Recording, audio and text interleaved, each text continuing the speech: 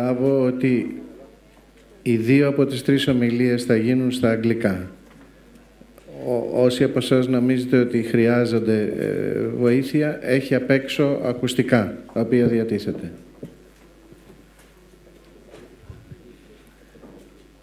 Να παρακαλέσω επίσης να κλείσετε τα τηλέφωνά σας για να μην παρεμβαίνουν κιόλα στο σύστημα της μετάφρασης.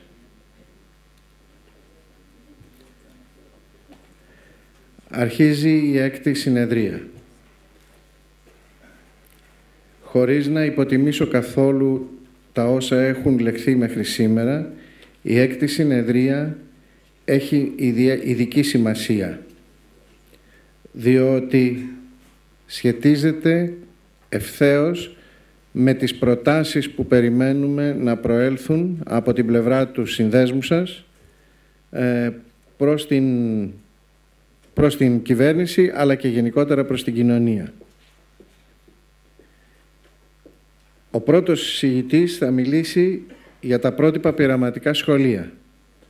Τα πρότυπα πειραματικά σχολεία δεν είναι κάτι καινούριο. Υπήρξαν πρωτοπόρα της δημόσιας εκπαίδευσης για πάρα πολλά χρόνια. Κάποια στιγμή εξισώθηκαν και αυτά προς τα κάτω μαζί με όλο το εκπαιδευτικό σύστημα. Αυτή τη στιγμή επιχειρείται η αναβάθμισή τους. Η ιδιωτική εκπαίδευση όχι μόνο έχει πολλούς λόγους για να υποστηρίξει την αναβάθμιση και την καλή λειτουργία των προτύπων πειραματικών σχολείων στο δημόσιο τομέα.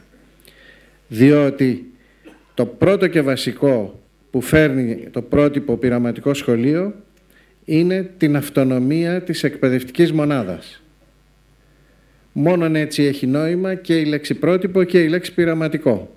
Και αυτονομία της σχολικής μονάδας σημαίνει ότι οι διδάσκοντες μαζί με ένα διευθυντή, ο οποίος όμως έχει πολύ συγκεκριμένα καθήκοντα και ευχέρειες για να διοικήσει τη μονάδα και έχει και προϋπολογισμό στη διάθεση, αν είναι δυνατόν.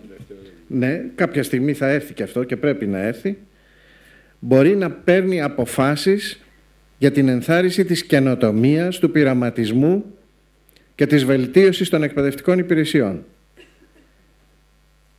Επομένως, το ιδιωτικό σχολείο υποστηρίζει αυτή τη μεταρρύθμιση και ίσως να τη θελήσει και τολμηρότερη.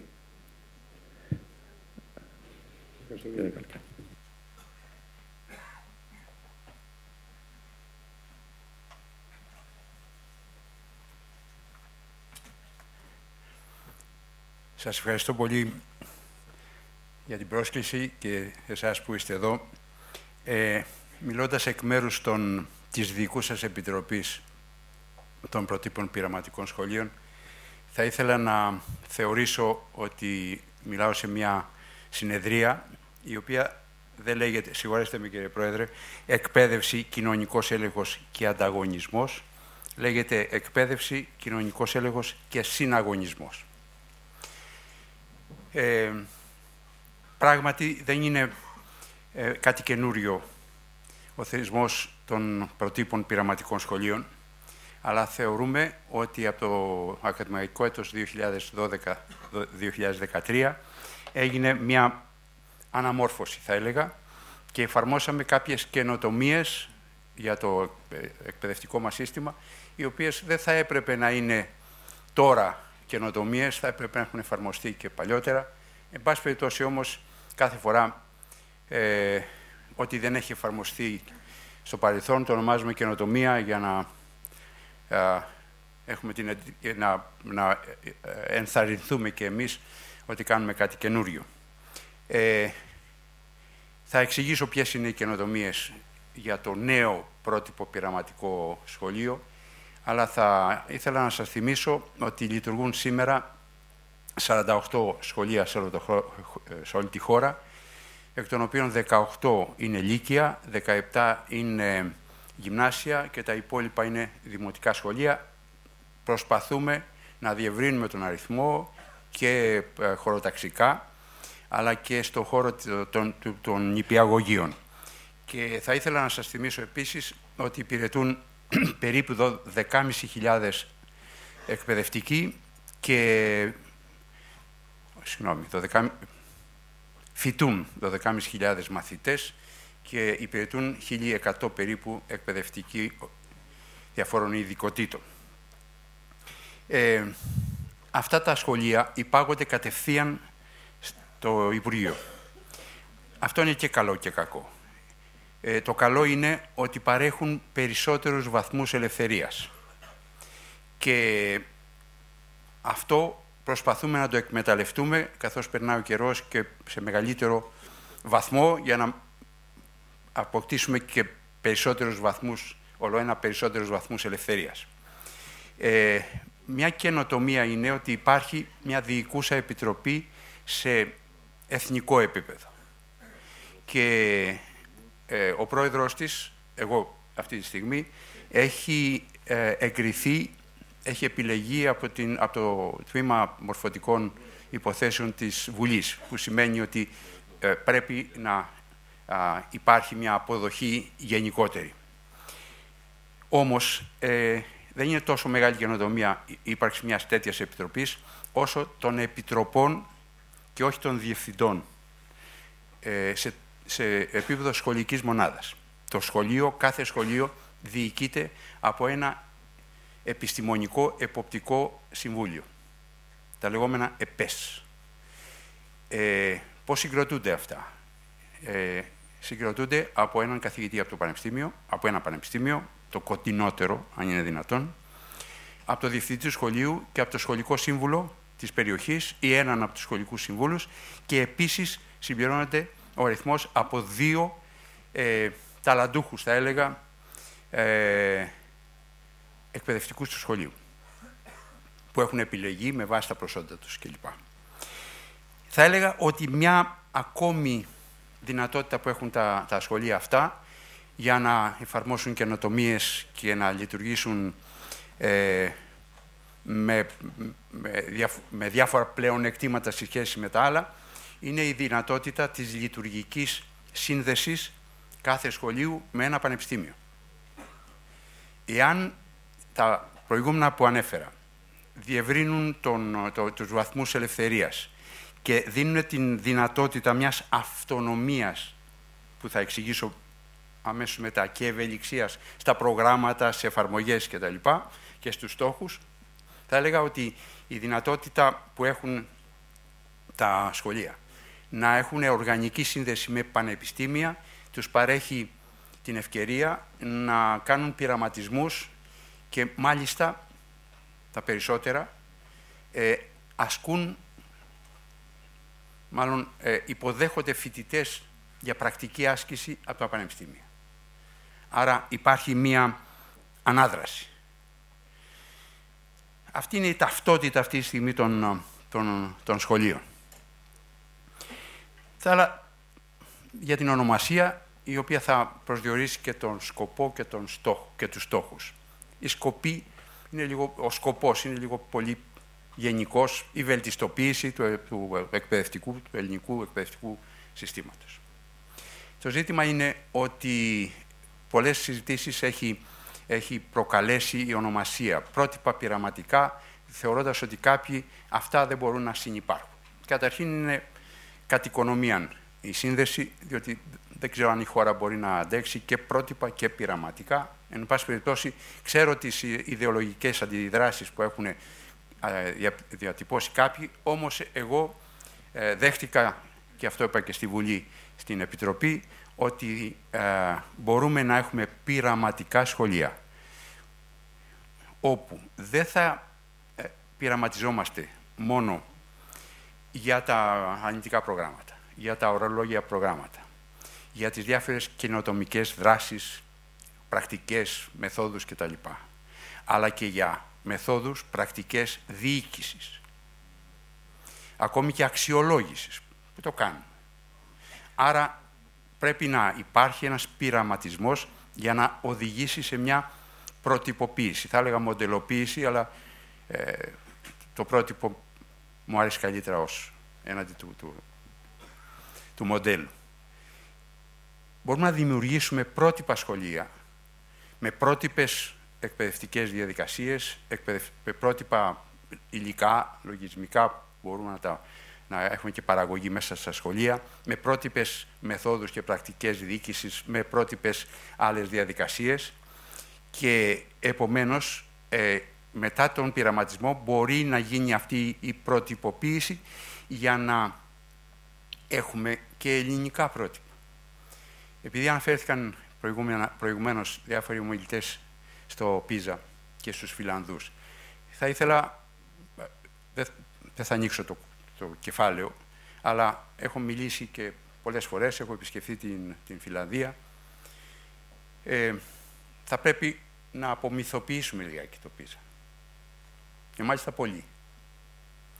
Και εγώ μπορώ να το κάνω, γιατί επί 12 χρόνια είμαι ο εκπρόσωπος της Ελλάδας και ο συνοδός των παιδιών που πηγαίνουν για συμμετοχή στις Ολυμπιάδες Φυσικής.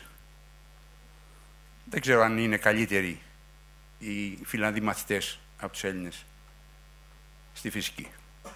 Απλούστατα έχουμε μια διαφορετική στοχοθεσία και προσέγγιση και επομένως δεν είναι απαραίτητο να υιοθετήσουμε ό,τι μας είπε η Πίζα ή ό,τι μας λένε οι Φιλανδοί. Εκείνο που θα ήθελα να επισημάνω βέβαια, ότι και κάποιος πολύ καλός συνεργάτης ενός από τα σχολεία σας έχει επισημάνει την αυτονομία των σχολείων που αυτή τη στιγμή διακρίνονται γενικώς. Αλλά ήθελα να ξέρετε ότι ένα από τα 80 σχολεία mentor διεθνώς είναι ελληνικό, δημόσιο ελληνικό, στους Θρακομακεδόνες. Επομένως, θέλουμε να φτιάξουμε με τον πειραματισμό για την εκπαιδευτική έρευνα, εν πάση περιπτώσει, μεθόδους, πρακτικές, πρότυπα και να φτιάξουμε πρότυπα σχολεία τα οποία θα αποτελέσουν το δείγμα και το σημείο αναφοράς στα υπόλοιπα δημόσια σχολεία καταρχήν. Τώρα, μιλώντας και για τα πανεπιστήμια, θα ήθελα να επισημάνω, επειδή μιλάω σε μια εκδήλωση των ιδιωτικών εκπαιδευτηρίων, ότι και φέτος, επειδή εμπλέκομαι ενεργά όσον αφορά στην πρωτοβάθμια εκπαίδευση, δέχεστε και ευχαριστούμε στα σχολεία σας για πρακτική άσκηση φοιτητές μας. Άρα, να μια διασύνδεση στην πράξη των πανεπιστημίων και με την ιδιωτική εκπαίδευση, δεδομένου, εγώ έγραψα πριν μερικά χρόνια το σκεπτικό ότι οι μαθητές μας, οι φοιτητές μας πρέπει να γνωρίσουν πιθανά μελλοντικά περιβάλλοντα. Και επίσης τα ιδιωτικά εκπαιδευτήρια να γνωρίσουν και πιθανούς συνεργάτες. Στο μέλλον, όπως έχει γίνει στα προηγούμενα χρόνια και από ό,τι ξέρω σε μεγάλη κλίμακα. Να μιλήσω τώρα για κάποιες καινοτομίες, γιατί μίλησα για την εκπαίδευση που προσπαθούμε να κάνουμε, να δημιουργήσουμε το εκπαιδευτικό περιβάλλον στα πρότυπα πειραματικά σχολεία. Τώρα να μιλήσω για τις καινοτομίες, οι οποίες ενδεχομένως σας ενδιαφέρουν. Καταρχήν, μια καινοτομία ήταν πριν μερικά χρόνια να αξιολογήσουμε σχολεία τα οποία ήθελαν να γίνουν πρότυπα πειραματικά. Δεν διαλέξαμε εμείς. Η προηγούμενη διοίκηση, δεν μιλάω για μένα όμως. Και βέβαια, μια παράμετρος ήταν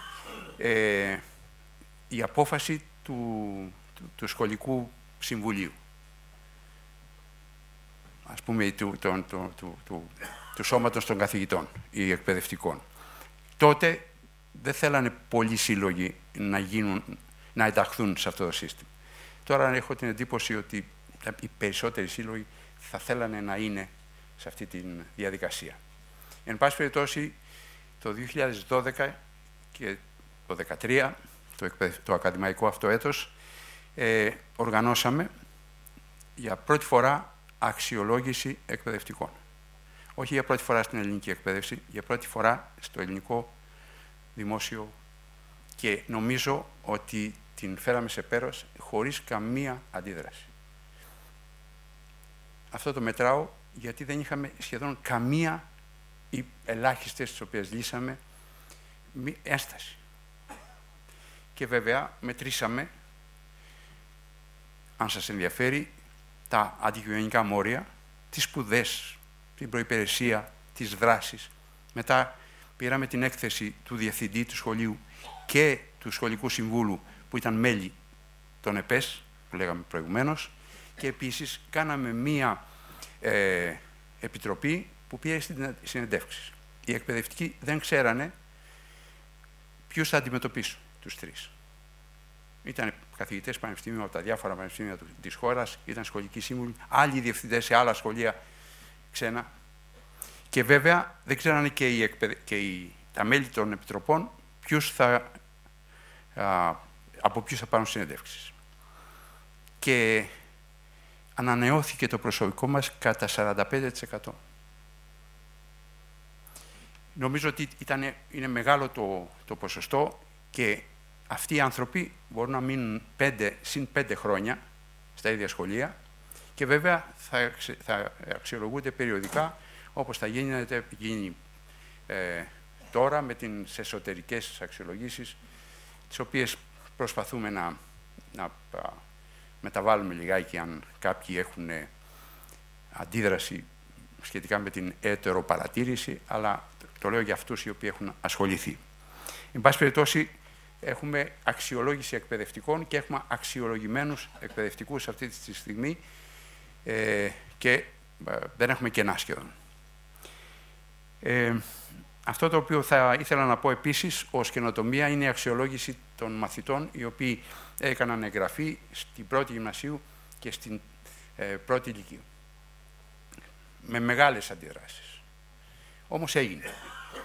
Δεν έγινε καμία ένσταση σχεδόν. Και βέβαια φτιάξαμε καινοτομικά μία τράπεζα θεμάτων ενδεικτικών. Και τώρα φτιάχνουμε πρωτοποριακά σε σχέση με την υπόλοιπη εκπαίδευση και θα αποτελέσει ίσως πειραματισμό και πρότυπο η δημιουργία μιας γενικότερης τράπεζας θεμάτων για να μπορεί να χρησιμοποιηθεί γενικότερα αν επιλεγεί από την πολιτεία. Εμείς όμως το εφαρμόσαμε γιατί έχουμε την δυνατότητα να έχουμε ευελιξία. Αυτό που λέγαμε ευελιξία και αυτονομία. Τώρα, αυτή η τράπεζα ενδεικτικών θεμάτων έχει ανεβεί σε μια πλατφόρμα, μπορείτε να την έχετε υπόψη σας όλοι. Είναι κοινοποιημένη. Τώρα, να έρθω στην ευελιξία και στην αυτονομία όσον αφορά στην εφαρμογή καινοτόμων εναλλακτικών, εν πάση περιπτώσει, ορολογίων προγραμμάτων και αναλυτικών προγραμμάτων. Μέχρι τώρα, με πρόταση των εκπαιδευτικών, έγκριση των ΕΠΕΣ και έγκριση της Dept, της Μεγάλης Επιτροπής, έχουμε ήδη προχωρήσει σε δοκιμές διαφοροποιημένων αναλυτικών και ορολογίων προγραμμάτων.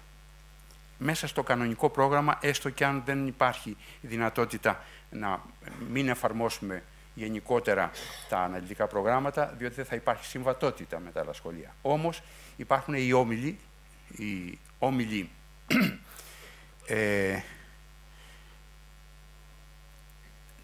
τους λένε αριστείας. Εγώ θα τους έλεγα όμιλοι δημιουργικότητας, στους οποίους μπορούμε να εφαρμόσουμε καινοτόμες ιδέες για αναλυτικά ορολόγια προγράμματα και για τρόπους διοίκησης εκτός από τα θεατρικά, από τα διαθεματικά προγράμματα που εφαρμόζονται. Και εφαρμόζονται αυτή τη στιγμή στα πρότυπα πειραματικά σχολεία, μάλλον λειτουργούν 450 περίπου διαφορετικοί όμιλοι. Το καινούριο είναι ότι πολλοί από αυτούς είναι σε συνεργασία με άλλα δημόσια σχολεία και με άλλα ιδιωτικά σχολεία. Και ευελπιστούμε από το Σεπτέμβριο να έχουμε διπλασιάσει σχεδόν τις καινοτομικές αυτές δράσεις και τους ομίλους σε συνεργασία με τα άλλα σχολεία. Και βέβαια όλες οι εκπαιδευτικές αυτές καινοτομίες αξιολογούνται συνεχώς. και το έχει αποδεχθεί όλη η κοινότητα, ότι κάθε τι που κάνουμε αξιολογείται επειδή θέλουμε εμείς. Τώρα, υπάρχουν και αντιδράσεις μερικές φορές. Επειδή έχω λίγο χρόνο, μερικά λεπτά, σε αυτή τη διαδικασία τεροπαρατήρησης, που θα την αντιμετωπίσουν όλα τα σχολεία στο μέλλον, είναι ένας τρόπος αξιολόγησης, αυτοαξιολόγησης. Μου λέει μία καταπληκτική φιλόλογος από το Πειραματικό Σχολείο του Πανεπιστημίου Αθηνών, μα εγώ έχω κάνει στη Σορβόνη διδακτορικό. Θα έρθει η Χρυσούλα, η συναδελφή της. Είναι φανταστικό το όνομα, καταλαβαίνετε. Να με ελέγξει και να με βαθμολογήσει. Της είπα ναι, για να μάθει. Για να μάθει από σένα. Και να ανοίξουμε και την τάξη στο άλλο σχολείο, στο υπόλοιπο σχολείο. Όπως εμείς θεωρούμε, στο πλαίσιο αυτής του κοινωνικού ελέγχου που είναι στον τίτλο, να ανοίξουμε και τα σχολεία στην κοινωνία. Τελειώνω με 2 παρατηρήσεις. Έχουμε φτιάξει μια ηλεκτρονική πλατφόρμα, δεν μου αρέσει η λέξη, ένα ψηφιακό περιβάλλον, στο οποίο μπορεί κάποιος να μπει με τη βοήθεια κάποιου εκπαιδευτικού από τα σχολεία μας. Έχει κάποιους κωδικούς, μπορεί να σας βάλει και να δείτε όλα τα στοιχεία από την αξιολόγηση των εκπαιδευτικών πέρυσι. Ανώνυμα, προφανώς. Αλλά μπορείτε να δείτε ποιο είναι το προφίλ των εκπαιδευτικών μας. Δεύτερον, όλα τα θέματα και τις απαντήσεις στις εξετάσεις των μαθητών. Τι θέματα είναι αυτά? Στη φυσική, το πρώτο, το δεύτερο, τρίτο, τι πήραν τα παιδιά? Όλα τα στατιστικά στοιχεία εκτός από τα ενώματα. Και βέβαια όλες οι δράσεις, έτσι ώστε να δούνε και άλλα σχολεία ότι μια δράση την οποία μπορούμε να επαναλάβουμε συνεργαζόμενοι ή όχι με κάποιο πρότυπο σχολείο και να τα ανακοινώσουμε σε διάφορα φόρα τα οποία στέλνουμε τα παιδιά μας. Αλλά θα έλεγα ότι μια προσπάθεια ανοίγματος στην κοινωνία είναι ένα συνέδριο που θα κάνουμε 2, 3 και 4 του μηνός Μαΐου στο Πανεπιστήμιο Αθηνών. Οι κύριοι άξονες είναι 3. Παρατηρήσεις, απολογισμός θα έλεγα, αποτίμηση της αξιολόγησης των εκπαιδευτικών. Δεύτερο, αποτίμηση της αξιολόγησης των μαθητών για την εισαγωγή τους και αποτίμηση των καινοτόμων δράσεων και των ομίλων. Θα υπάρξουν ανακοινώσεις επιλεγμένες βέβαια με ανώνυμη κρίση από τους εκπαιδευτικούς μας. Τις υπόλοιπες θα τις αναρτήσουμε στο διαδίκτυο και τη δεύτερη μέρα, την τρίτη μέρα θα υπάρχουν 3 στρογγυλά, που δεν θα είναι στρογγυλά, τραπέζια για να κουβεντιάσουμε για αυτά, έτσι ώστε να σχεδιάσουμε στο μέλλον. Αυτά είναι τα πρότυπα πειραματικά σχολεία. Εάν υπάρχουν ερωτήσεις, μπορώ να απαντήσω στη συνέχεια. Ευχαριστώ πολύ.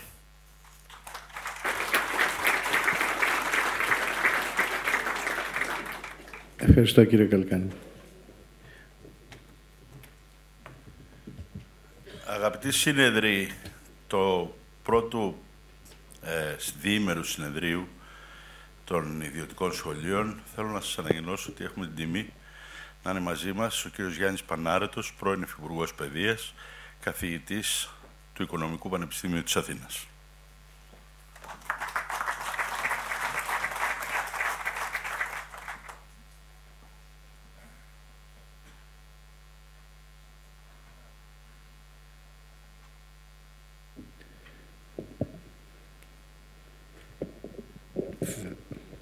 Well, from now on, out of courtesy, I will speak in English. Both our guests were so patient yesterday and stayed all the way through the proceedings of this conference without understanding what was being said, but very attentive, at least to the climate. So, I call Dr. Michael Bakalis, former U.S. Undersecretary of Education.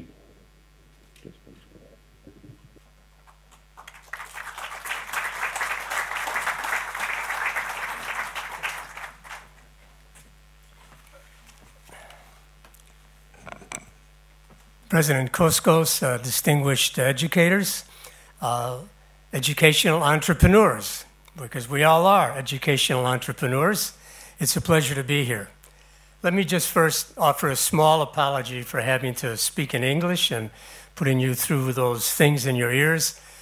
My grandfather came from Greece in 1898, and then my father, I was on my mother's side, and my father came in 1923. And one of my educational limitations was that I didn't learn Greek, and I regret that all my life. And maybe it's not too late, and I can start. I want to talk about the American experience, because I think there's something perhaps to be gained in terms of Greece, but I think there are some very substantial differences as well that I think we need to understand if we're going to see what can happen and what did happen in my country and what can happen in Greece. And I'd like to really do it through a series of questions, if I might, that perhaps I can very briefly then try to address. Just very briefly, how did the American experience, American history shape our educational system? How did that happen? Because it created a very unique kind of educational system. And secondly, how was a virtual monopoly created in America of public education? Because it was a virtual monopoly that has gone on until this very day, when that monopoly is beginning to crack in the United States. And thirdly, what happened to challenge that monopoly? What kind of conditions arose which challenged that monopoly, which now shows that cracking in the United States into a variety of different kind of pieces? And how do we evaluate those new changes that are occurring? Because change for the sake of change is not necessarily good unless it achieves the results of what the goals of education are all about. And then what's been the role of parents and politics in this whole thing? Because politics is a part of education. In my country, educators say, oh, we don't want to get involved in politics, and I keep telling them, you're naive. Education is politics. Education is public policy. And unless you get involved in the political system, you will never, ever change the educational system. I try to tell them that. Sometimes they listen, sometimes they don't. And are there any lessons at all, pro and con, from the American experience for Greece? Let me just very, very briefly give you some idea of why the American environment is very different from the Greek environment and why that shaped and may shape or may not shape what happens in this country as well. The American educational system is the most decentralized system you can imagine. Decentralized system. It was deliberately done that way. It had to be done that way. This is a very big country I live in. When the founders of that country, they couldn't centralize it. They couldn't control that vast continent. So they had to decentralize education. What do? They gave it to the states. Each individual state controls education. And in fact, there's another more important reason that in my country, the founders of the country wanted a decentralized education system, because one of the great themes of American history is a tremendous fear of the concentration of power, a tremendous fear of centralization. So in our government, power is divided all over. The president, the Congress, the House, the Senate, the courts, everybody, it's divided. Sometimes it causes paralysis, like right now, but it's divided. Americans, we all fear centralization of power that came out of our history in terms of revolution against England. So education from the beginning has been a very decentralized kind of thing. In fact, there was no Secretary of Education in the United States until 1980. For the whole history of the country, there was no Secretary of Education. Only in 1980 did that occur. So that's a very, very important element to understand in terms of how decisions are made, how things can be done, how they can't be done. So the federal government has had a very, very minor role for most of our history, extremely minor role. Their role primarily was how can we equalize things between minorities, between people with disabilities, how can we equalize that? But it was extremely a minority role. It changed with President Johnson, changed dramatically with President George W. Bush, and continues to change now with President Obama, with a greater and greater and greater federal role, which has caused a great deal of controversy and reaction. So that's important. I think another important thing for us to understand, because I think it's so crucial to our discussions here today and everything I've heard. One of the great themes of American history has been, how do you balance liberty with authority? If you have too much liberty, it turns into chaos and anarchy. If you have too much authority, it turns into despotism and dictatorship. So the American experience has been, how do we try to balance that so that we don't have too much chaos, but we don't have too much dictatorship and authoritarianism? It seems to me that a major theme of this conference and what's going on in Greece right now is to address that question. To address that question, it won't be easy to solve, of that relationship between liberty and authority of the central government of Greece, and in terms of the kinds of things we are talking about and you are all proposing here. Well, how was that monopoly created in the United States? In the United States, in the beginning, for the first 200 years, there were no public schools. There were private schools. The private schools were the ones that were supposed to basically do two things: teach people religion, and also, of course, teach them really to be good citizens of the particular state they lived in. It was only in the 19th century that the real American public educational system was born. Only in the mid-1800s was it born. And it became a situation which had to occur because of certain things. After we became an independent nation, all we had is different states. People at that time didn't say, if you were asking them, who are you? They wouldn't say, I'm an American. They would say, I'm a Virginian, or I'm from Massachusetts. It would be like somebody here saying, I'm not a Greek, I'm an Athenian, or I'm a Corinthian. I have no identity as a Greek. There was no identity, so the educational system in the beginning had to create a national identity. It had to create a national identity. And that was the major goal. That was the major goal of education in the early 19th century, to create that kind of national identity. But as things evolved and things changed and the years went by, things began to be changed again. They changed then at the end of the 19th century. As industrialization came to the country, the goals of the schools changed. Those goals then became, we want people who can work in factories, and we want people who can take orders. We don't want people who can think creatively. We don't want problem solvers. We want people who can be on an assembly line for 8 to 9 or 12 hours a day, and they'll take orders and they'll do their job. That's what the educational system was all about. As we move to our own time, of course, it's changed again. We're now in a global economy. We have a different set of requirements today that other speakers have talked about very eloquently. We want people who can solve problems, who can think critically, who can work collaboratively. That's the requirement of working in a global kind of economy. So the monopoly of public education in the United States was working pretty well, actually, for a pretty long time. And again, I want to remind you, our Constitution in my country has no mention of education. You can't find the word in there. It doesn't exist. That's how strongly the whole decentralization of education was required in the beginning. But a lot of things began to happen in that mid-19th century to change it into a mass public educational system. And certain things were done which hadn't been done really anywhere in the world, and which were pretty revolutionary. In the mid-19th century, Americans said, number one, everybody's got to go to school. You don't have any choice. And if you don't go, you can be jailed. Your parents can be jailed. You must go to school. Secondly, everybody must pay for education. Everybody must pay.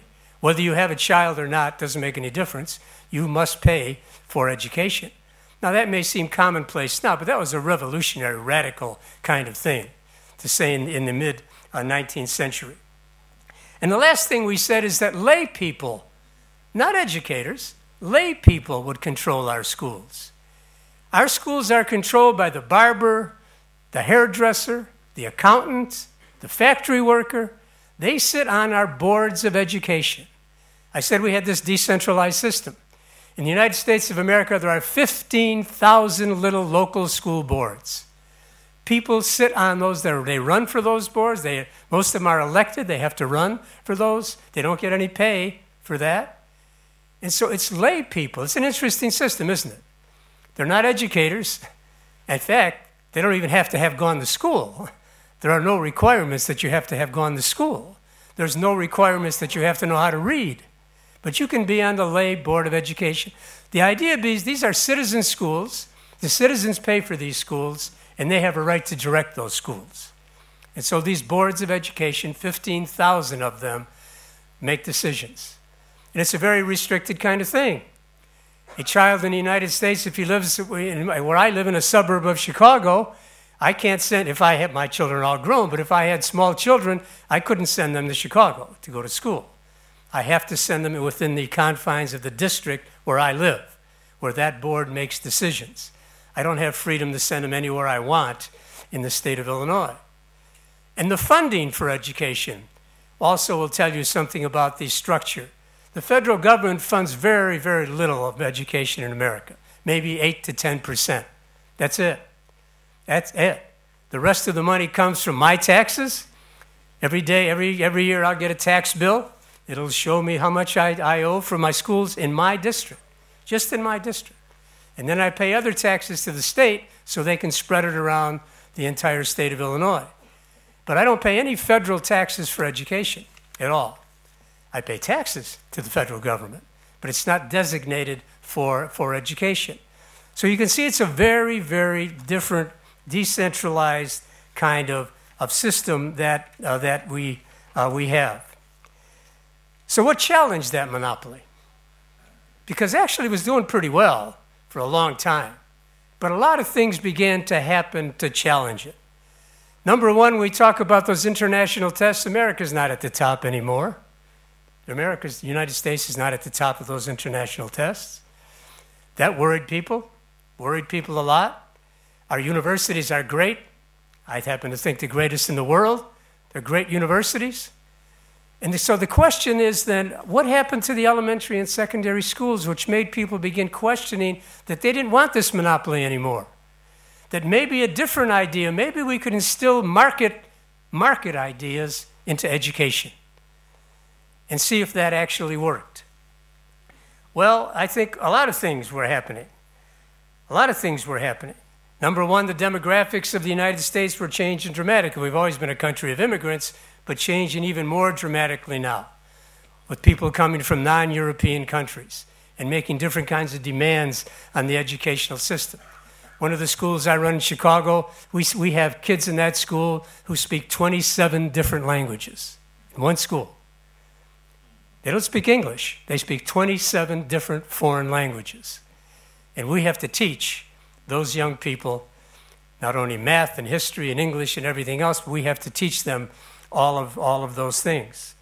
So that was one thing. But the economy was really what changed things. The economy that changed things, and all of a sudden, it wasn't so much that American schools were dipping and going so far down. Frankly, it was everybody else was catching up.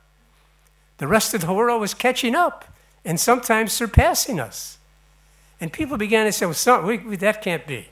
We've got to look for something else, some other alternatives, to see if we can once again regain some kind of status in terms of education.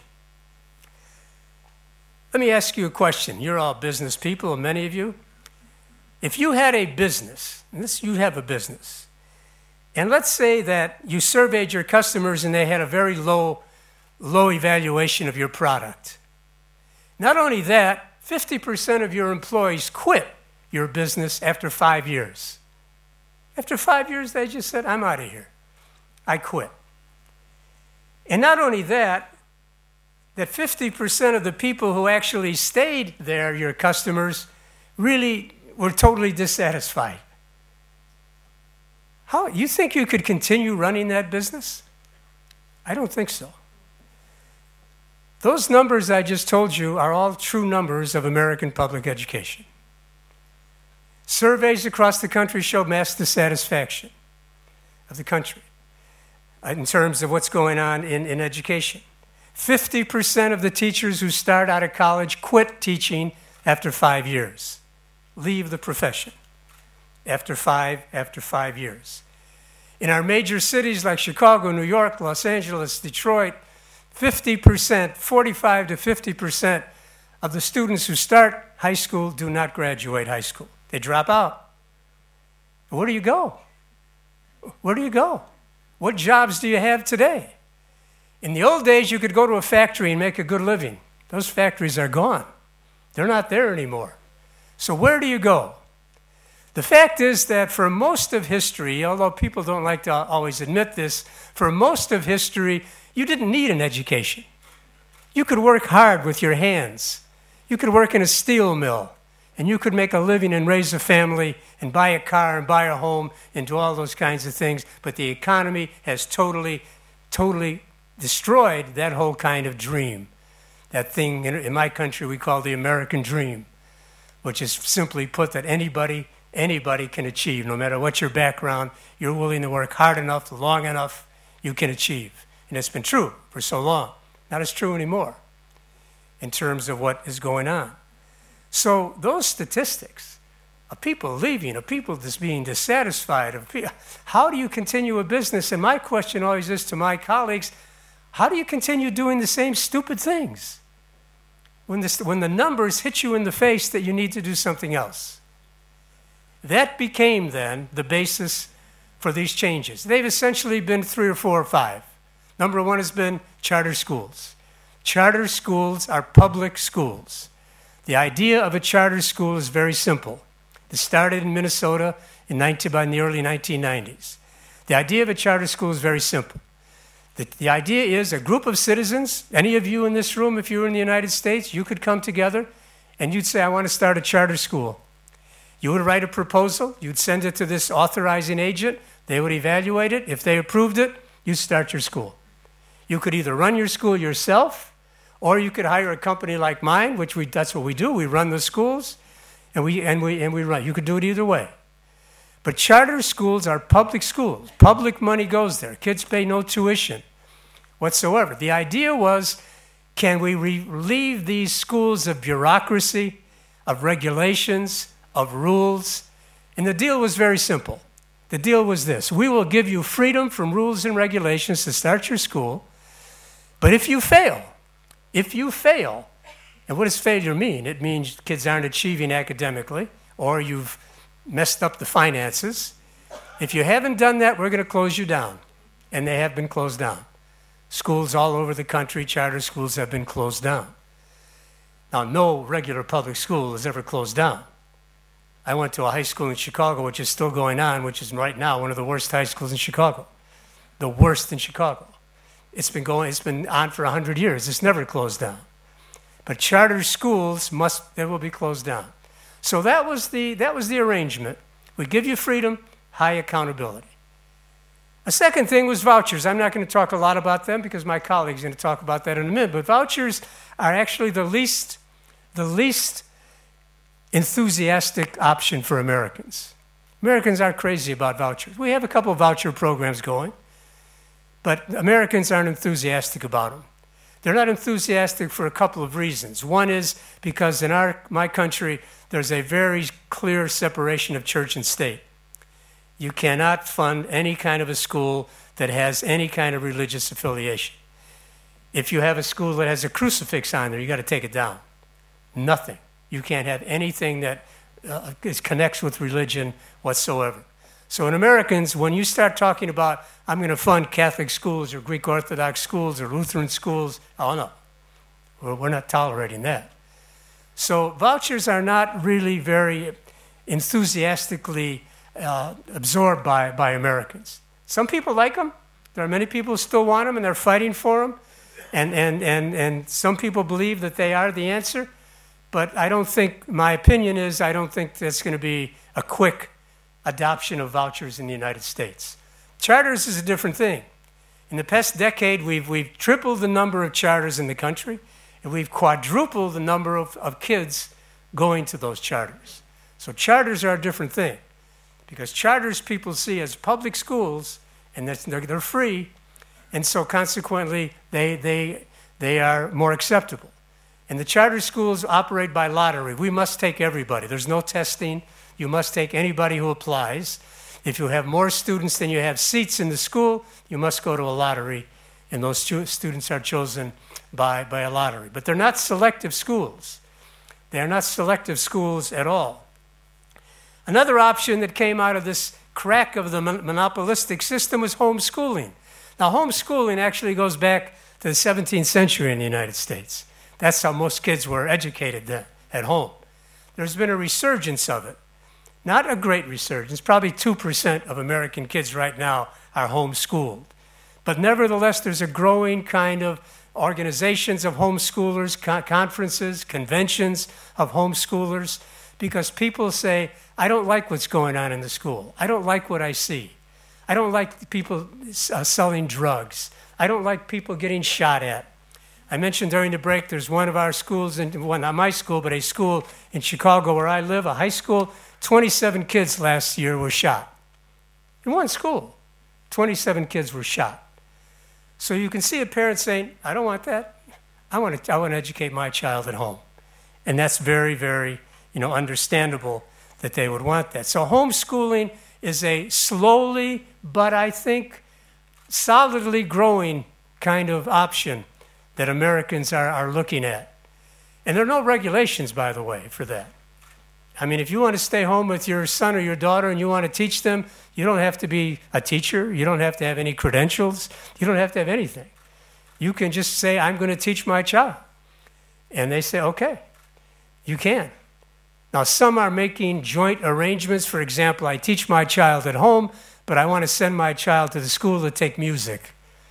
Or I teach my child at home, but I want to send my child at school to be in the play.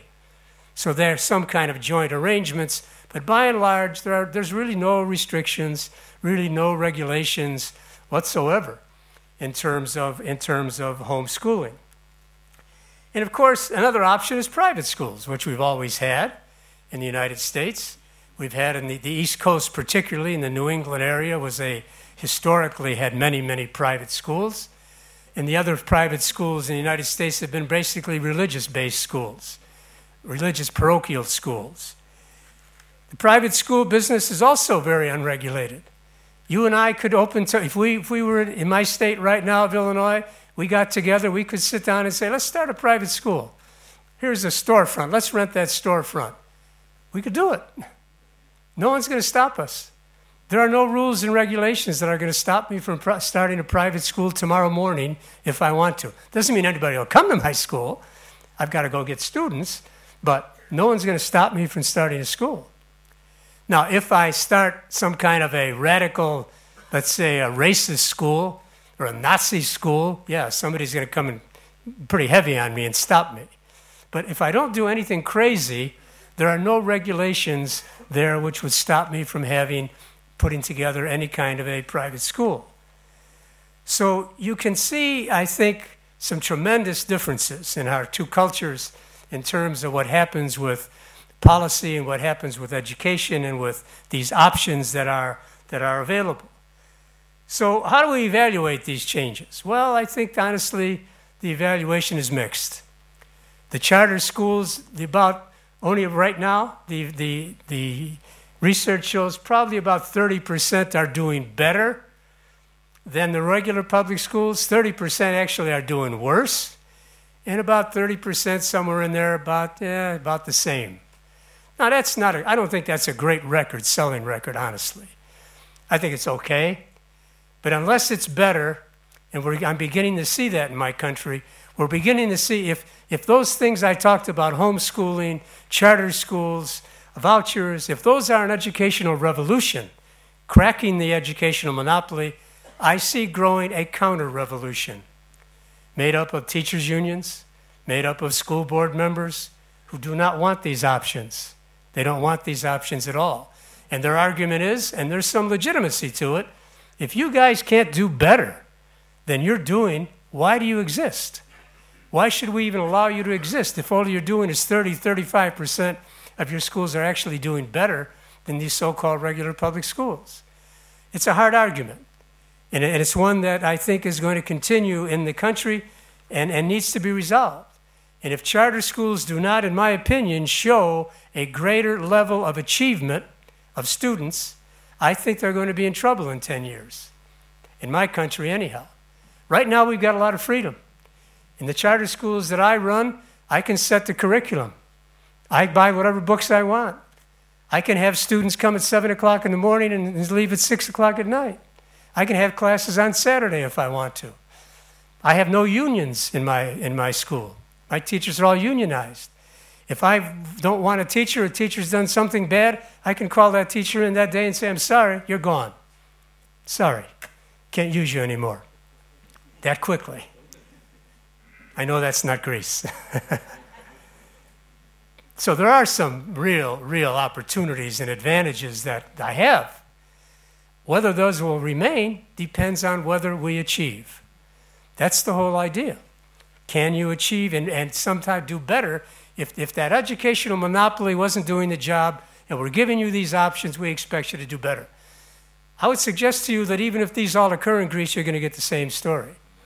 That they must do better. That they must show dramatic, substantial kind of achievement. So are there any American models for Greece? It seems to me that everything I've heard and everything I know, that a voucher system probably has a great deal of promise in this country. I think charters can as well, maybe tweaked a little bit differently than we've done it in my country. But I do think, because you see they are public schools, so the argument can't be you're trying to get rid of the public schools, because charter schools are public schools. It's just a matter of giving them some freedom and some rules and regulations to make some particular kind of changes. Now, the private school thing, I can't compare. Obviously, I said I can start a private school tomorrow morning, and obviously you can't tomorrow morning. That's going to take a great deal of difference. I would think, in my opinion, from what I've seen and what I've heard, and I've been to Greece many times, that unless people involved who want these changes in Greece involve themselves politically, it's not going to happen. They must involve themselves politically. Last evening, those people were demonstrating outside. They have their right, freedom of speech. Thank God for that we have freedom of speech. But the other side has to demonstrate. Not only demonstrate, the other side has to organize. I view it as a political campaign. How would you organize a political campaign? It's the same tactics, exactly the same tactics. And that has to be done. It is not easy to do. In the 16th century, Machiavelli said there's nothing so difficult as bringing about a new order of things. He said because the people who like the old order obviously don't want to change. And the people who want the new order, he said, sometimes are afraid and they won't really step out, or they're cynical and they think, nothing's going to happen anyhow, so why should I waste my time? Machiavelli was a very smart man. He wasn't a Greek, but he's still a smart man. And I think it's important for us to keep that in mind, that political action is going to make the difference. I think there are some opportunities to look at America and look at what you're going to hear about now in Europe and adopt some of those things. But I do think it's necessary. The future, I believe, of this country is not to be exporting talent. No country ever becomes great exporting talent. If that's a major export, Greece will be doomed. You cannot export talent. You must create talent, and you've got it.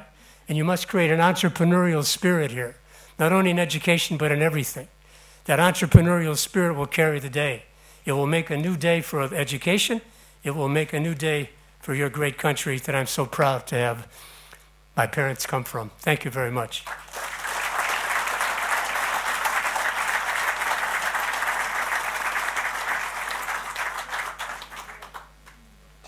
Thank you, Mr. Bakalis. Now, I call Mr. Patrinos to the podium. Mr. Patrinos asked me to clarify that he is not representing, at this instance, the World Bank.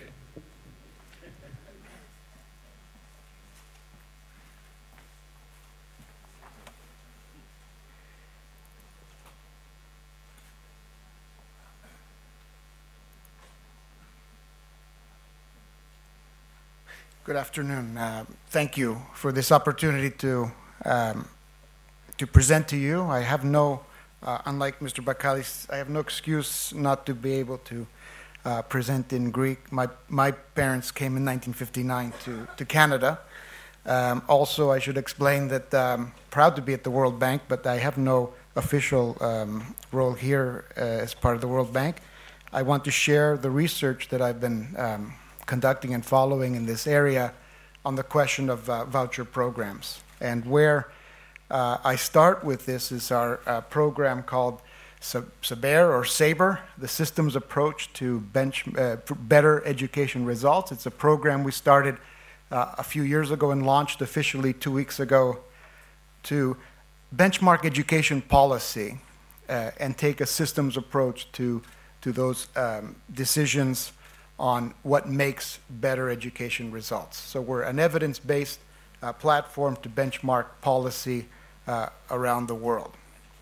And one of the areas that we look at is the role of the private sector in the overall education system, using the evidence and experience from different countries. I want to share 3 things with you today, and what I think are important reasons why policymakers need to consider the role of the private sector in education. And I think it's 3 actually revolutions that are going on in the world. One is we have an information revolution or a data revolution occurring. We know a lot more now about the educational issues and problems, and we have more measurement of education. The second revolution is the growth of the private sector around the world. And the third is the evidence revolution. We now have much better information about what works in promoting better educational outcomes. The measurement revolution we've already heard about. The international assessments is one example of the information that we have today. Before PISA, which started in 2000, there were a few international assessments, but they covered mostly high-income countries. The latest round of PISA 2012 covered more than 60 countries and represents more than 90% of the world's population. So other than Africa, India, which are covered in other assessments, most of the world is represented in these international assessments, and we now know a lot more about the different levels of achievement by country. The market for education has continued to grow. In 1999, it was estimated that the world spent about $2 trillion on education. In 2013, this number is 4.5 trillion, and forecast to grow to more than 6 trillion by 2018. One of the biggest growing areas is the non-public private expenditure on education. This is private schools, it's tutoring, test preparation, and so on, and the growing technology expenditures in education. The bad news is that education spending is not correlated with improved outcomes. The lack of a relationship in this graphic demonstrates that spending more won't necessarily improve outcomes measured in learning. It matters where you spend the money, and as speakers spoke about earlier today, incentives do matter, and getting the right programs in place is important. So the second revolution is the growth of the private sector, and this has been phenomenal over the last couple of decades. In 1990, no more than 9% of students at the primary school level were in a private school. By 2010, this is about 14%. Most of this growth has come from developing or lower income countries, middle income, and especially low income countries. The same countries where there's been massive public investment in education, there's also massive private investment. And this is education expenditures for the poor, paid for by the poor themselves. It's a challenge to education systems because entrepreneurs are finding new ways of reaching the markets, new techniques, new pedagogy, which will, in the future, transform the education systems. In OECD countries, we've already heard that many do provide public subsidies to private institutions. The numbers I got from Education at a Glance suggest that 20% of public expenditure goes to private institutions, and that about 12% of education budgets go to privately managed institutions. The fact that there is a private sector suggests that education can be provided by the private sector. It's not necessarily a natural monopoly. It also suggests that since people are paying for schooling, that there is a market for education. So why is there a public role in education? It's not necessarily because education is a public good. There are other reasons that are important. One is human rights. Education is a basic human right recognized globally. It's also a basic human service that governments provide to their citizens. The other reason is externalities. Most externalities that we talk about in industry are negative. In the case of education, there's a tremendous public externality that I benefit from your education. Your learning benefits my productivity. My learning benefits your productivity. So there's a social benefit to education. And perhaps a final reason for government intervention is the role of nation building or social cohesion that comes with education programs. So there are real, important, fundamental reasons for public intervention. But this doesn't suggest that it has to be provision. It doesn't even mean that it has to be public finance. Governments have other mechanisms to ensure that education takes place, to ensure that the right kind of learning takes place. They have power of regulations. There was a discussion yesterday about the role of the Constitution here and the laws and regulations. There's also a public role in terms of information, and I can talk later about some of the experiments that we've done in different countries. Just providing information changes people's behaviors, changes people's actions in the markets. So there are other tools that governments have. Coming to vouchers, there are theoretical reasons why a voucher will make society better off. I won't go into the economics. I will tell you what that chart says. The chart says that in the absence of a voucher program, in the current education systems, families can purchase public or private education subject to their budget constraint. So you may want to go to a private school, but you simply can't afford it given your level of income. You may also be prevented from going to the public school you want because of different rules or the cost of buying a home in another school district. What the voucher does is, in theory, those parents that remain in public schools are no worse off. They're not hurt by the presence of a voucher. What the voucher does is allow those parents that switch from public to private schools or switch schools in general to consume more schooling and other goods. So the budget constraint is no longer a factor in people's schooling decisions. So in theory, the presence of a voucher will make society better off simply by allowing people to choose the right kind of schooling. And again, theory would suggest that competition will lead to pressures on private and public providers to improve their services, to raise the quality of education, and therefore everyone is better off because of the presence of the voucher, which allows choice, and the competition that comes with a choice system. So that's theory. Most systems are educated with a mix of public provision and private finance. There are very few that have pure only public schools, or I don't know of any that are all private provision and finance.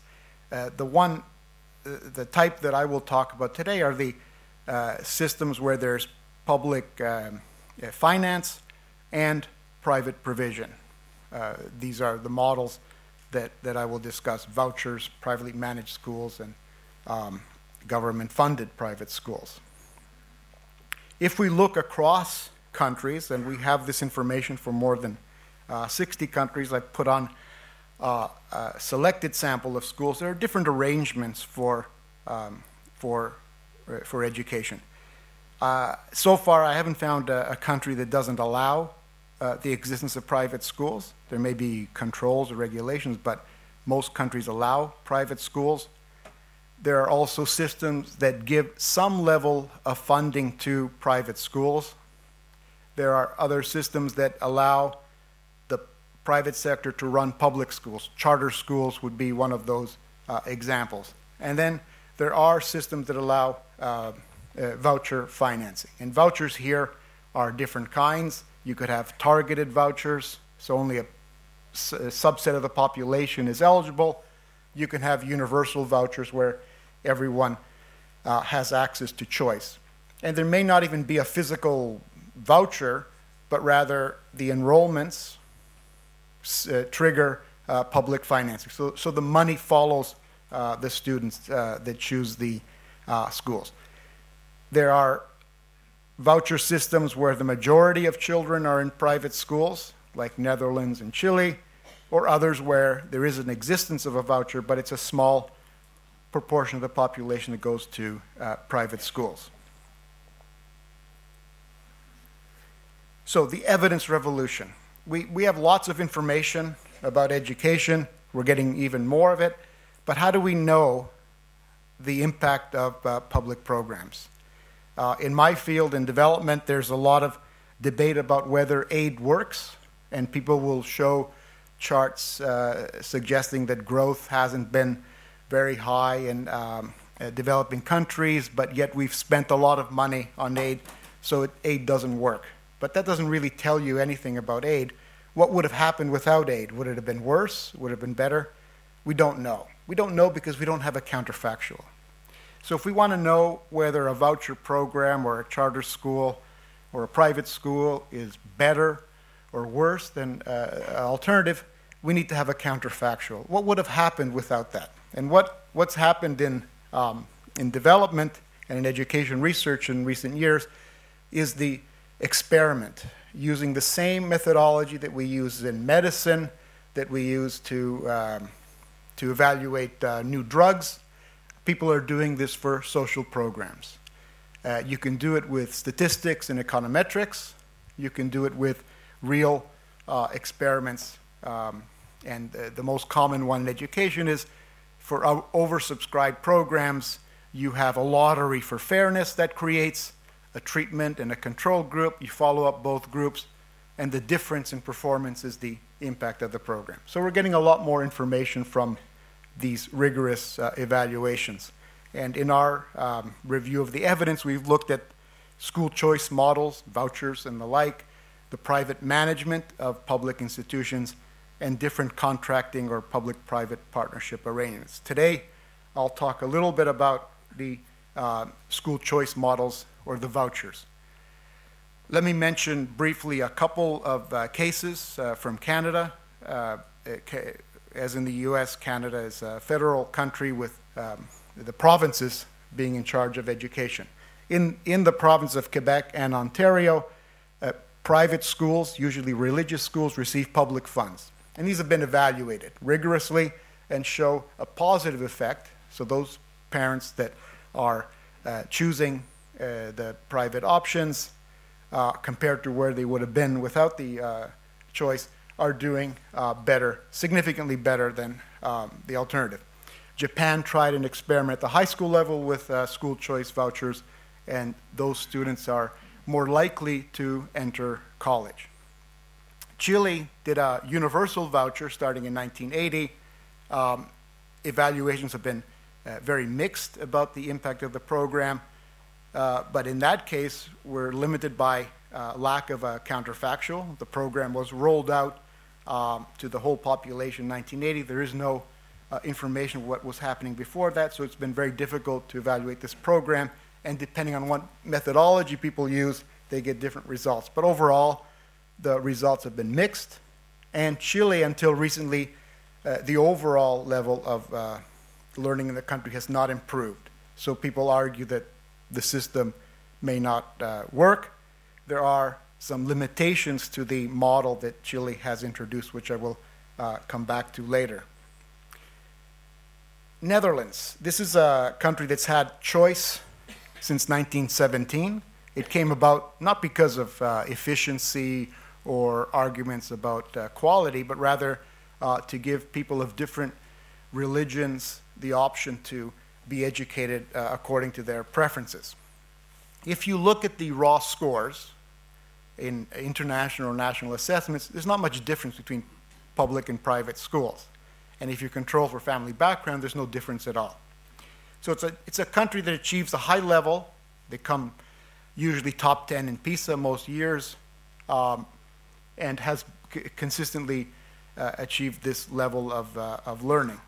Yet 70% of students go to private schools, fully publicly funded. The schools are take everyone who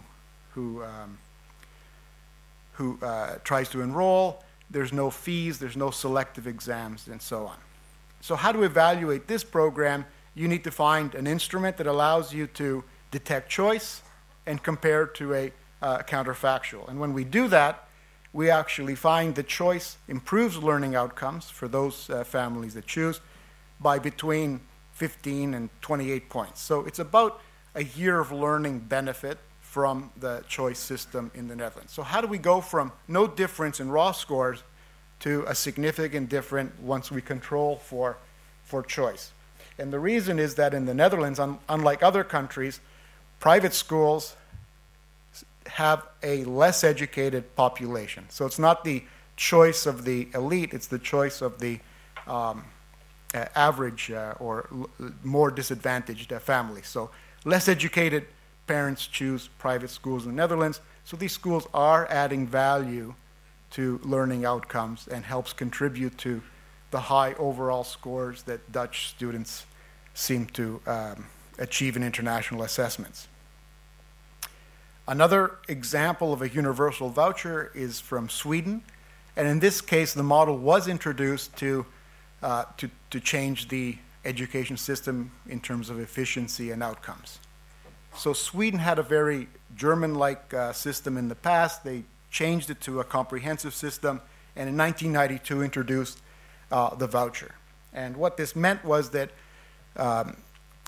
people could organize schools. They could be for-profit or not-for-profit, and they would receive full public funding. And between 1992 and about to the end of the decade, not very many schools entered the market. And that changed in more recent years, where Sweden went from 1% private to about over 10 to 15% private enrollment. And it's also led to the appearance of large school chains. One of them has even exported its model to the United States and to England.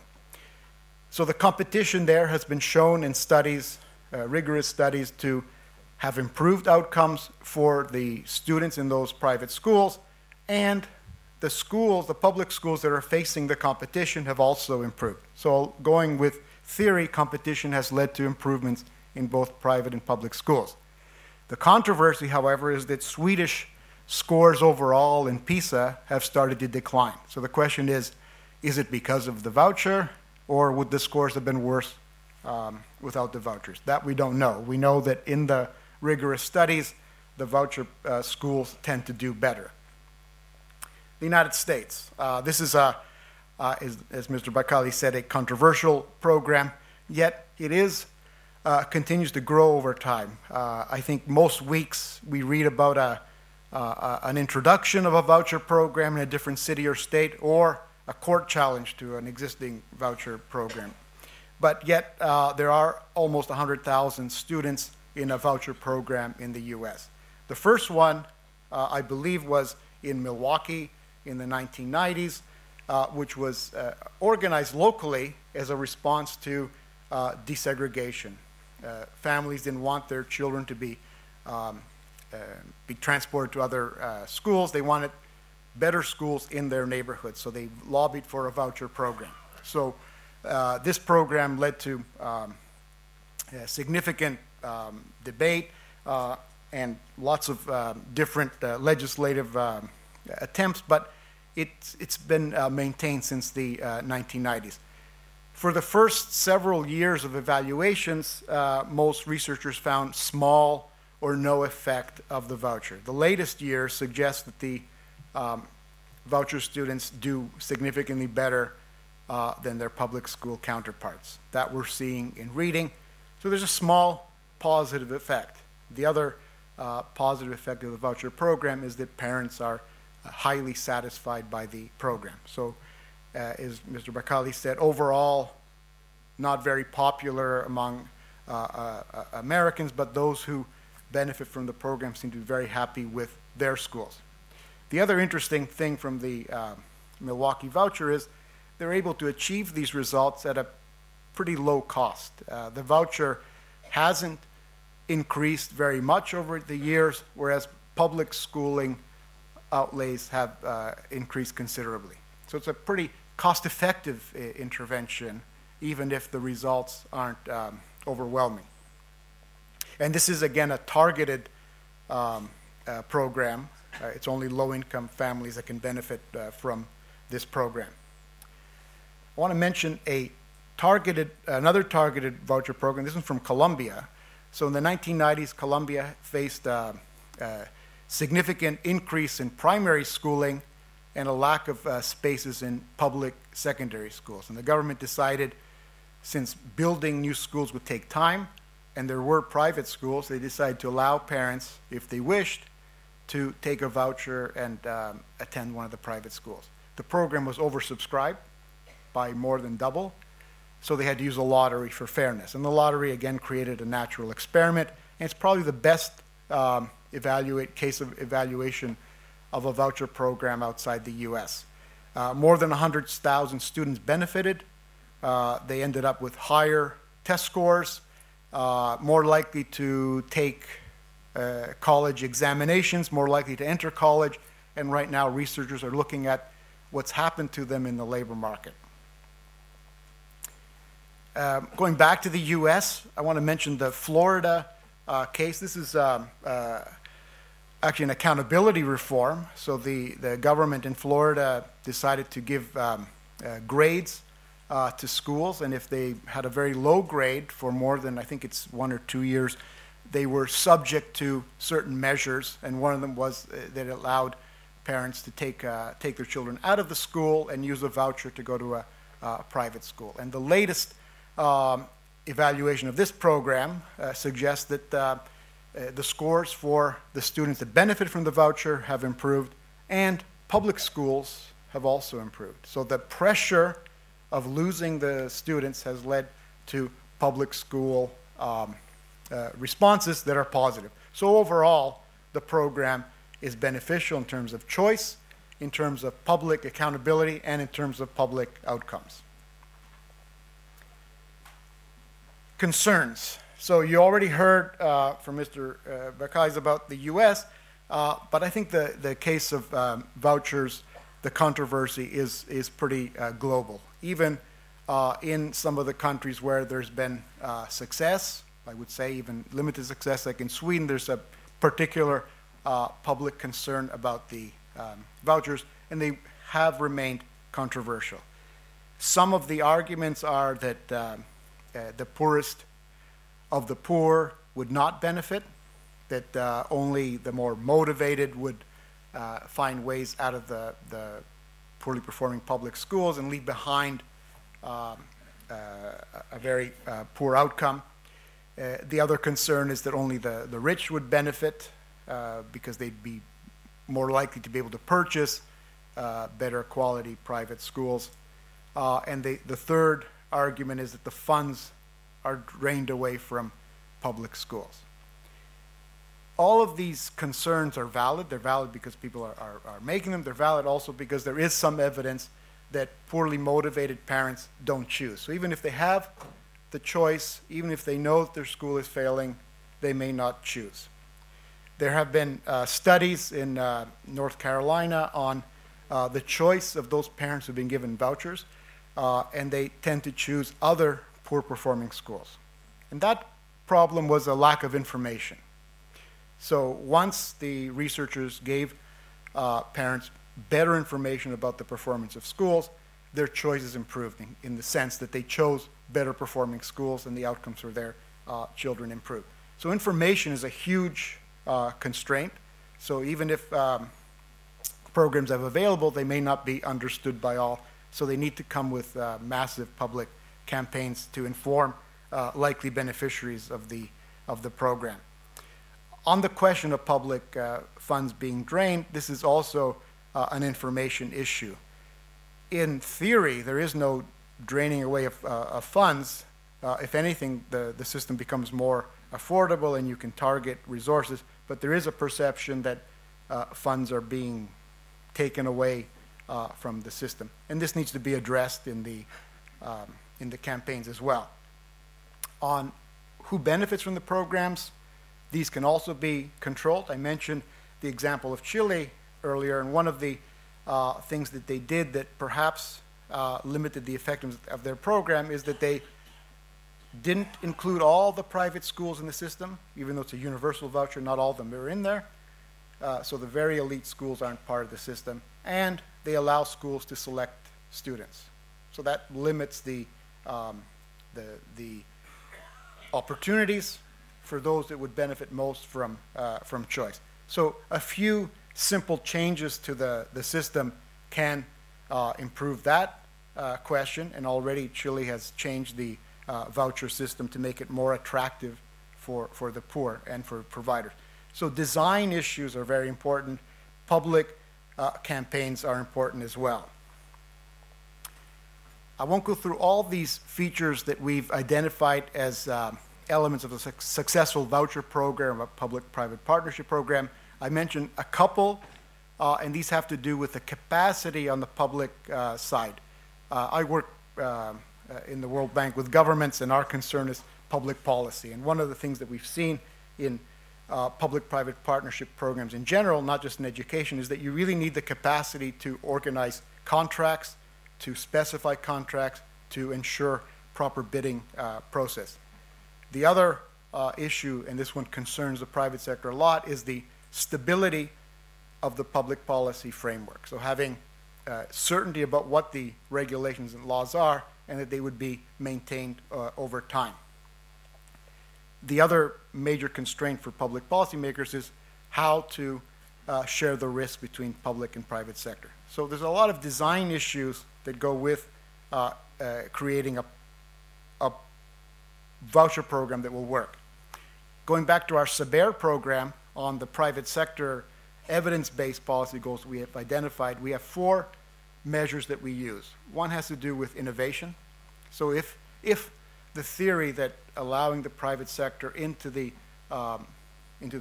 public education system is beneficial, it's beneficial if there's innovation. And that can only be guaranteed by the level of autonomy that's given to schools. The second condition is accountability, knowing the results, using the results transparently, and having both incentives and sanctions for performance. Third is on empowering parents and students, and here we mean in two senses. One is the opportunities for the poor to benefit from the program, so having an equity or targeting component, and second is the information that's provided to the parents, especially the poor. And the fourth is on the diversity of supply, so creating a market for education, allowing entry into the system, like Mr. Bakalis mentioned in the case of charter schools. This is also an element of the Dutch model, very free entry into the market by different providers. So those 4 elements or policy intents are important for measuring the success of a program. My final point is on the need to evaluate, that many of the questions that we have remaining about the effectiveness of voucher programs are questions about evidence. We don't have enough evidence about what the effect of vouchers are on the public system. We don't have enough information about why voucher programs work or don't work, why charter schools work in some cases, not others. We need more of that kind of information. So whatever is adopted, my recommendation is pilot this, adapt it to local circumstances, and evaluate it rigorously. And the gold standard for evaluation is the randomized trial. Third, adjust according to the results. So what might work in a different location needs to be evaluated, and then use those results to adjust the program, and then scale up only after evaluating and adjusting the program to making it appropriate for your particular concerns and conditions. So without evidence, we won't know what works. We won't be able to defend programs that do work or understand why they work. And that's the big question for public programs, especially controversial ones like voucher programs. Thank you.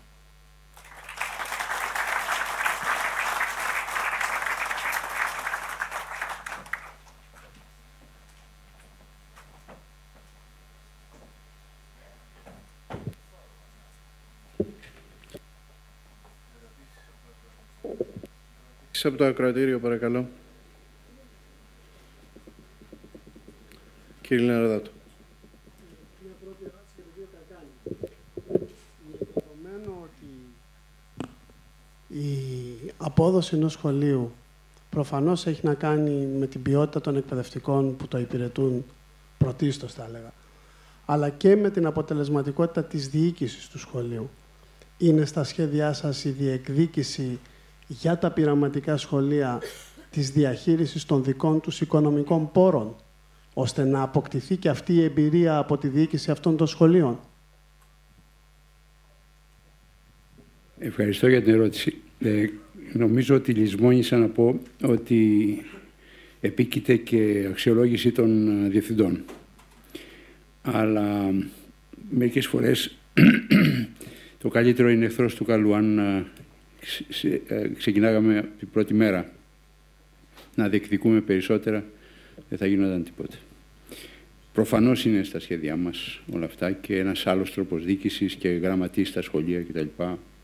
Ναι, αλλά επί του παρόντος έχουμε ένα χρόνο λειτουργίας με αυτό το καθεστώς. Αλλά το έχουμε υπόψη μας και επίκειται αξιολόγηση των διευθυντών, καταρχήν. Ευχαριστώ πολύ. Κύριος Παναγιωτόπουλος.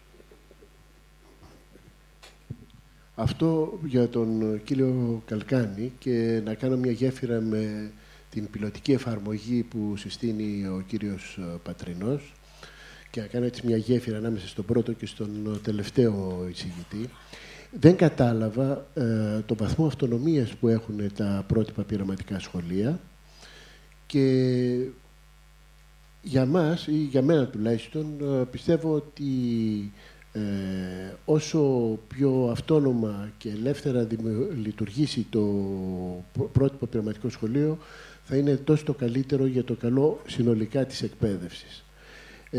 Πιστεύω ότι η πιλωτική εφαρμογή στα πρότυπα και στα ιδιωτικά σχολεία να λειτουργήσουν ως αυτόνομες σχολικές μονάδες θα έχει πολλαπλά ωφέλη για όλη την εκπαίδευση στην Ελλάδα. Επί του παρόντος εφαρμόζουμε μικρές αλλαγές και στα ορολόγια προγράμματα και στα αναλυτικά προγράμματα, αλλά ό,τι γίνεται με πρωτοβουλία και απόφαση των τοπικών συμβουλίων και της Εθνικής Επιτροπής. Άρα δεν χρειάζεται να απευθύνουμε στο Υπουργείο για οποιασδήποτε δοκιμές κάνουμε για να αλλάξει κάτι. Ομολογώ ότι επί του παρόντος δεν θεωρώ ότι δοκιμάζουμε μεγάλες αλλαγές. Αλλά είμαστε στο πρώτο έτος λειτουργίας. Θεωρητικά και θεωρώ και πρακτικά μπορούμε να αυξήσουμε τον βαθμό της αυτονομίας καθώς περνάνε τα χρόνια και παγιώνονται μερικά πράγματα και δουλεύουν τα υπόλοιπα. Επί του παρόντος δεν νομίζω ότι έχουμε δοκιμάζουμε επαναστατικές αλλαγές.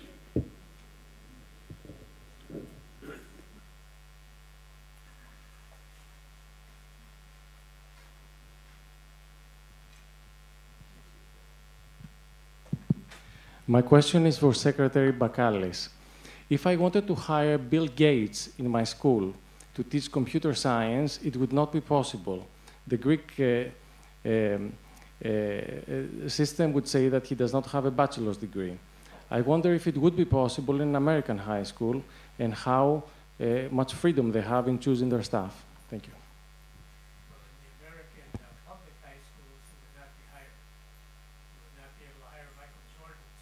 Coach basketball either, because he would not be credentialed to do so. In the charter schools, and this is why I mean you've seen a change. When I started these schools 15 years ago, yes, I could have hired Bill Gates, and I could have hired Michael Jordan to teach to be the basketball coach. Today I can't, because there's been this counter reaction that came with President Bush and No Child Left Behind, and increased with President Obama as well. Now they're saying everybody has to be certified. Has to be a certified teacher, which is one of the great, I don't know what, strange things about American education. In other words, you have to be credentialed to teach, but to govern the schools on the school boards, you don't have to know how to read. And yet, that's the case today. So the answer to your question, in short, is no, I couldn't hire him in a charter school, or could I hire him in a public school? I could hire him in a private school, though, Bill Gates.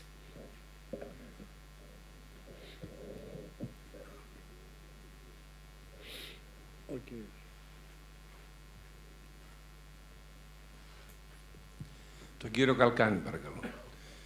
Αναφερθήκατε, κύριε Καλκάνη, για τα πρότυπα σχολεία, ότι για το σχολικό έτος 12-13 υπήρχαν 1.150 περίπου καθηγητές και 12.500 μαθητές. Στο τέλος της χρονιάς αξιολογήσατε το εκπαιδευτικό αυτό προσωπικό και διαπιστώσατε ότι παρουσίασε κάποια ανεπάρκεια περίπου το 50%. Άρα λοιπόν θα πρέπει να αντικατασταθεί. Θα ήθελα την άποψή σας για τα ιδιωτικά σχολεία.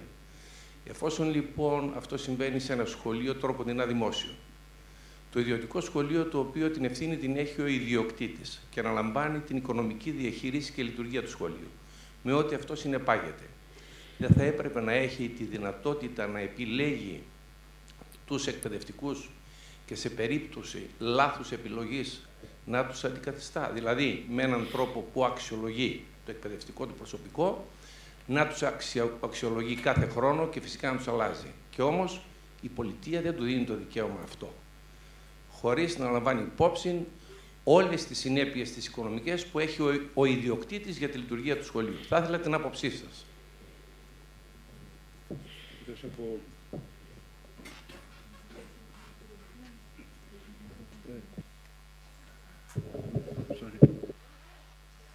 Ναι. Εκτός από πρόεδρος των πρότυπων πειραματικών σχολείων, είμαι και καθηγητής του Πανεπιστημίου και είμαι εκεί για να λέω τη γνώμη μου. Αλλά σήμερα είμαι εδώ ως πρόεδρος των προτύπων πειραματικών σχολείων. Αν θέλετε, σε μια άλλη... Όχι. Δεν μπορώ να κάνω μια ανάλυση τώρα για αυτή την περίπτωση. Όμως, να ξέρετε ότι στα πρότυπα πειραματικά σχολεία οι άνθρωποι δεν έφυγαν, αντικαταστάθηκαν. Ήταν ευκολότερο. Έχω την εντύπωση ότι υπήρχαν πάρα πολλοί άνθρωποι οι οποίοι δεν υπέβαλαν καν αίτηση για να παραμείνουν και επομένως αντικαταστάθηκαν έτσι κι αλλιώς με άλλους οι οποίοι πέρασαν από κάποιες διαδικασίες. Εγώ θα σας πω την γενικότερη άποψή μου που συνοψίζεται για όλες τις υπηρεσίες, για όλες τις διαδικασίες, για το Πανεπιστήμιο, για μένα, για τους φοιτητές μου, γιατί δεν μπορούμε να αξιολογούμε μόνο τους φοιτητές μας, αλλά και ήδη το τμήμα μου πέρασε για πρώτη φορά πριν 2 μήνες αξιολόγηση. Οι 3 λέξεις λοιπόν είναι αξιολόγηση, πρώτον, δεύτερον αξιολόγηση και τρίτον αξιολόγηση.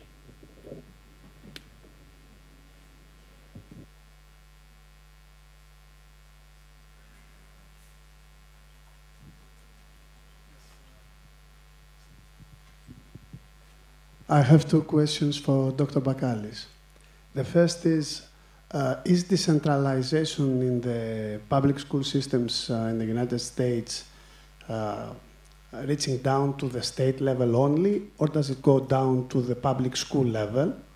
And the second question is, how do private schools in the States compare as far as evaluation is concerned with the public schools? The question that decentralization actually does go down to the local district level, because every state constitution in the United States has a provision for education, that they have the major responsibility for education. In turn, they delegate that responsibility to local school districts with those school boards I talked about. So a local school board makes school policy. There are some general guidelines from the state, but the actual school board members, they meet about once a month and they make school policy. So it goes to a very, very local level. And that's why any kind of, for example, we have no national curriculum. Now they're beginning to talk about a national curriculum. It's called Common Core. The idea being, this is not 1700 now, or this is a mobile society, international. We got to have a common curriculum. It's very controversial. My state, Illinois, has accepted it. The state next to me, Indiana, has rejected it. So, and that's going on around the country. Every state will say, we want this or we don't want it. And the federal government can't do anything about it. They can't say we force you to take this national curriculum. They cannot. I'm sorry, what was your second question?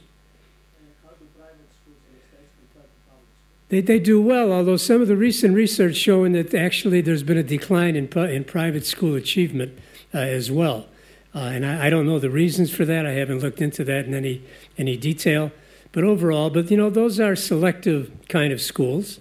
The research for the past 40 years has shown that, a key ingredient in student achievement is the socioeconomic background of the parents.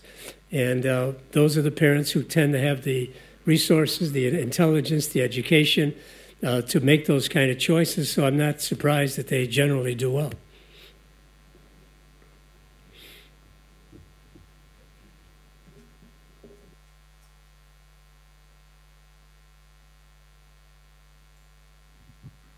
So the question is addressed to Dr. Bakalis and Mr. Patrinos. Actually, the voucher system or the charter school system depends on the assumption that a family is able to make the right choice for their children. And one of the main counter-arguments to this point from people who are afraid of decentralization is that parents may choose with short-term criteria that wouldn't necessarily coincide with the long-term benefit of their children. And therefore, they say, it would be better to leave education in the hands of the education professionals or the ministry or a board or the central administration. So Mr. Patrinos has already answered by identifying information as a key element. The question is there an objective system that may evaluate voucher or charter schools and spread the information to the public? What is the United States experience? Do we still need a central system just for evaluation? Thank you. Well, we may need it, but it's not going to happen in the United States. There will be no central system for evaluation because of all the things I talked about before. What's happened now, though, is through the last President Bush and President Obama, they are offering money. They are basically saying, if you do what we want from the federal government, you will be getting money from us. And if you don't do it, you're not going to get any money. Now, there are some states, I think Arizona was one, that said, I don't care, we don't want your money. Leave us alone. We don't want your money. Just stay out of our hair. That is an option that states have. They don't have to take the money. But the approach being used is we want to lure people more to what the federal government wants by offering opportunities for money. But I don't think there's going to be. There is a national assessment of educational progress. That is a national test that's taken not by every student, but by many students. And that gives us a pretty good idea of what the country is doing. But it's not a mandatory test. It's not a requirement. There are no penalties if you take it, don't take it, do well, do poorly at all. But that's the only standard we have right now. I don't know if you want to add anything to that. Just a couple of things to add to that. One is there's no better more cost-effective intervention than information. I think in studies in the U.S. and other places, the existence of a state test, even if it isn't a good one, has a benefit on improving outcomes. And these are pretty cheap investments. The key is getting the information to those people that we care about. And we've seen from research in the U.S. and in other places that it has a big impact. And information is one of the cheapest things you can do. Another example of information is the Dutch system. Until 1997, even though they had choice, there was no information on the performance of schools. So a newspaper sued for that information in 1997, and they published school rankings, raw scores, in the newspaper every year. After that, people tried to create value-added scores and so on, but there's a market for those raw scores, and parents use them for making decisions. And because the money follows the students, it has an effect on the schools as well, that they tend to improve because of those rankings. So information has a lot of benefits, and if we use it correctly, get it to those people that need it, then you could have avoid that problem of misinformation or people not taking the right choices. And in some of the models in the U.S., the charter schools, they're even following up their graduates to the university level, so you have a lot more information coming out of the system. I'll just make one more point that I think is really important in terms of who accepts public policy. In the United States today, 75% of the adult population has no children in the public schools. Now think about that. 75% has no children in the public schools. They might be like me, whose children are grown, or they might be sending them to a private school, very few, but an overwhelming majority of the country. In other words, 3 out of 4 people I see walking down the street, they're not connected to schools at all. So they don't have the constituency.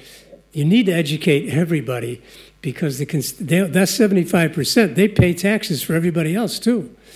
So the constituency is no longer there. The demographics have changed dramatically in terms of an aging population.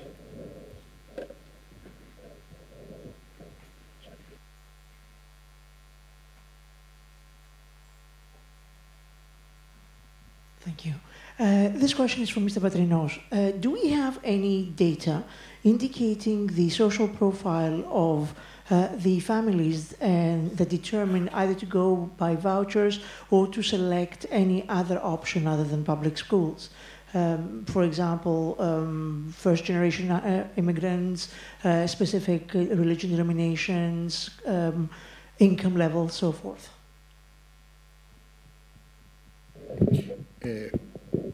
In the voucher programs, some of them are targeted to low income. So by definition, it's less educated, less wealthy parents who are offered the voucher. In terms of systems that aren't subsidized, of course, the people that choose are the better educated, better informed, wealthier and better informed parts of the citizen. But even in targeted programs, and I think it's the question about information, the poorest of the poor tend not to avail themselves even of the option for the choice. So if some of you may have seen the film about the charter schools in the U.S., where people are waiting for the results of the lottery. So even to take the chance and lose the lottery, you still have to come forward, even though the program is targeted. And some of the people who don't come forward, of course, are even more disadvantaged, perhaps, if not in income terms, but definitely in terms of information and motivation. So many of these programs don't reach the poorest of the poor, and we see this in developing countries as well. Even well-targeted, well-designed programs, you don't get that lowest level of society. So that requires much more effort. The UK's aid agency is trying a program in Kenya that's very innovative. They are giving subsidies to the poor, which we do in many countries, conditional on school enrollment. And they can use the program to buy private schooling, which is abundant in urban Kenya. with information about the performance of school. So it's a tremendous social experiment that they will undertake and will give us more information about how do you motivate the poorest of the poor to make better choices, take control of their situation.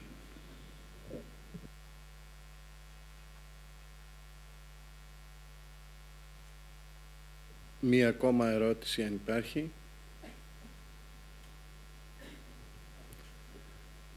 Ευχαριστώ τον κύριο Καλκάνη. Thank you both.